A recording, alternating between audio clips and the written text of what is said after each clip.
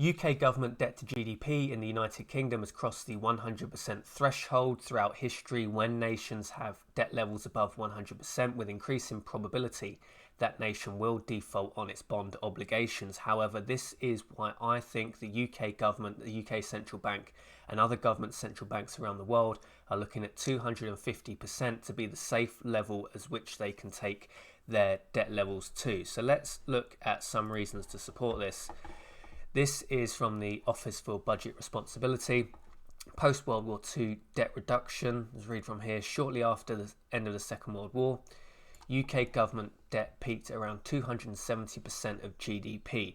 Now, a lot of different historians, a lot of different economists come up with different figures of how high UK government debt went after World War II. Most figures range between about 200 or say 220% of GDP and 270%. OBR, quite a respectable outfit. 270%, 250% probably is a realistic estimate of how high UK government debt went in the period of years after the end of the Second World War.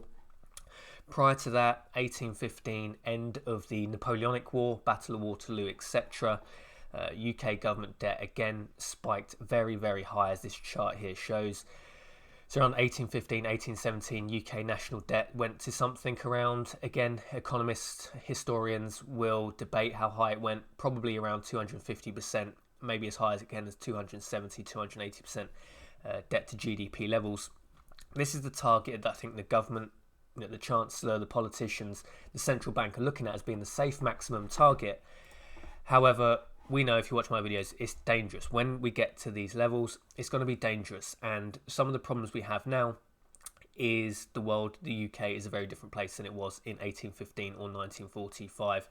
So both the Prime Minister, or current Prime Minister, and current Chancellor Boris Johnson, Rishi Sunak, are saying they do not want tax rises, which tax rises probably won't work anyway. If they did substantially increase the tax burden in the UK, we're probably at maximum tax threshold anyway. So any further increases in tax won't actually net an increase in revenue. All you'll have is people conducting less economic activity to avoid paying the taxes, or they move abroad, or they find ways of circumventing the taxes. We're probably at maximum tax threshold anyway. Tax rises probably won't work, and both Rishi Sunak and Boris Johnson say at this time they do not want tax rises. Obviously, they've been elected under the banner of Conservative Party manifesto. We're hearing from Rishi Sunak and Boris Johnson, they do not want austerity. This means that borrowing can only increase. If they're not going to increase taxes, if they're not going to have severe austerity, which is required to avert this bond crisis some point down the future.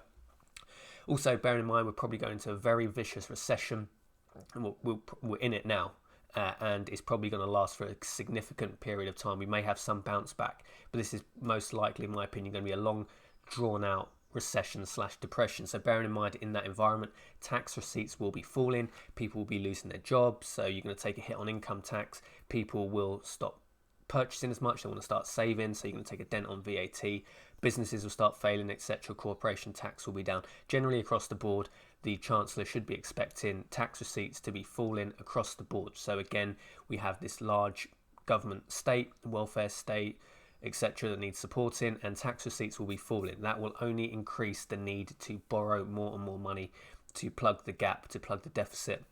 I don't see any future UK government being elected on a austerity manifesto. This is the quote-unquote Conservative Party, and they do not want tax rises. They do not want they don't want any austerity, right? So who else can you elect? Labour Party, Lib Dems, possibly a Green Party. None of those parties will stand on an austerity manifesto. It's just not the way. You're not going to get elected in the UK or pretty much any Western nation based on that manifesto. Many members of the UK public think the austerity, or quote-unquote again austerity, after 2008 was vicious. I mean, maybe the decisions that David Cameron, George Osborne made at the time, maybe they could have been in better areas, but total debt didn't go down in the UK. Every year during that quote-unquote austerity period, the total UK debt went up. So the UK public had a taste of that and they didn't like it. If you actually had a government in place that was actually going to reduce the total debt, they wouldn't last one election cycle. That's not how it's going to work in the UK. So debt is only going to go up. borrowing's only going to increase, total debt's only going to increase, and we're going up at a rapid pace at the moment. 250% isn't even that far away. We could hit that target. You know, we're not talking decades. We're talking possibility of like 5 to 10 years if current trends continued. So this problem really isn't that far away.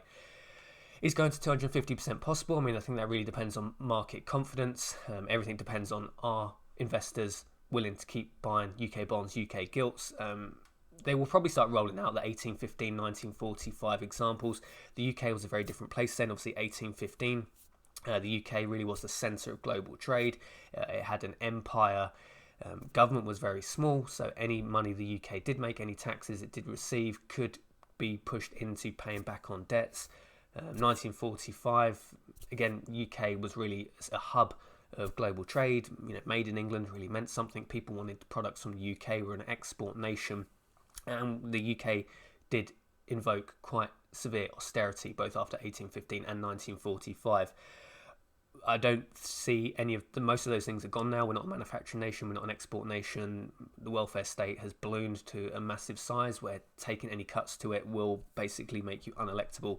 The UK is a very different place from 1815, 1945, so bear that in mind when people tell you, well, in the past we've had debt to GDP levels, you know, double where we are now.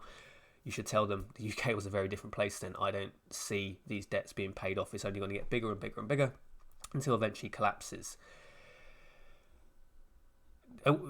Even on top of that, I mean, we're quote unquote about 100% of debt to GDP at the moment. We're not even including unfunded liabilities like pension obligations, private finance initiatives, the money set aside that the government has for building, PFI, hospitals and infrastructure projects. If you include those, we're probably actually around 230% debt to GDP already. So back in 1815, 1945, the UK didn't have a huge amount of state pensions, public sector pensions to pay. This is just a big ticking time bomb. They will probably keep taking us down this road because they have no other option. If you want to be elected, you have to basically do this. But expect in the meantime for UK debt levels to keep rising. I think the central banks, the politicians, Rishi Sunak, how long Rishi Sunak's in that job for, I don't know. But Boris Johnson, Sunak, central bank, Andrew Bailey, they're looking at 250% of being the limit they can safely go to. I think it's highly dangerous. But then I'm a lot more from a monetary sound point of view. I think when currencies collapse, it is going to be bad. It is going to be hell on earth. It's really something we should do our best to avoid. So I think long term the debt's going to keep going up. They will go up to a point until there's either a bond failure, the UK can no longer sell its bonds or gilts on the open market because investors just think you are never going to pay these debts back down, or you're just going to inflate your way out of it. They just keep printing money. Those are my thoughts on this one, guys. It's going to get a hell of a lot messier before it gets better anytime soon. When currencies collapse, it really is one of the worst things. Besides all-out total war, it's probably one of the second worst things that can actually happen to a nation. They're taking us down the road. They're probably looking at 250% debt to GDP levels being a safe limit. I mean, that's an area where Japan is at the moment, and Japan's had decades and decades of stagnation. It hasn't really worked. Japan is in an awful mess, and if anything, they're coming from a point of still being a nation which around the world people want to buy their products. So it's really not a road you want to go down. It probably will end in mass disaster. Anyway, as always, guys, gold is money. Everything is just credit. Don't believe the hype. Don't believe Andrew Bailey over at the Bank of England. If you like this video, like, comment, share, subscribe. Share it's important because so many people don't know this message out there. It is a disaster on the horizon and no one's really talking about it. So thanks for watching this video. As always, I'll see you in the next video.